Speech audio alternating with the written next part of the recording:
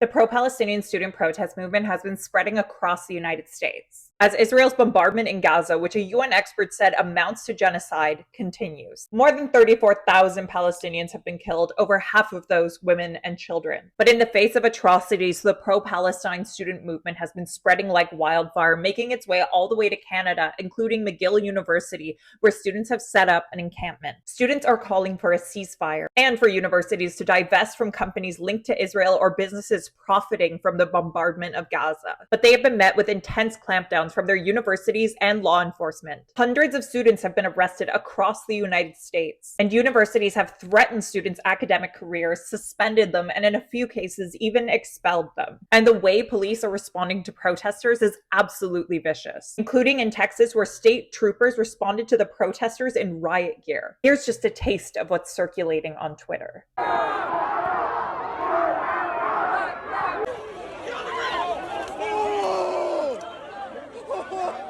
Not only does all of this raise serious concerns around freedom of assembly and freedom of speech, but it also highlights a real double standard in how police respond to demonstrations. Because as folks like Texas Governor Greg Abbott try to justify the arrest by falsely painting the protesters as anti-Semitic, or as Northeastern University falsely claims the same, real white nationalist groups openly marching through America's streets with anti-Semitic hate symbols on display aren't met with a fraction of this kind of violence. Take, for example, this neo-Nazi march in Orlando in September, where no arrests were made. Or this white nationalist group that walked through downtown Charleston over the weekend. No mention of arrests. Yet when students demand an end to what a UN expert says amounts to a genocide, condemning any anti-Semitism, and doing so alongside Jewish students, that's when the real clampdown happens. Priorities, eh?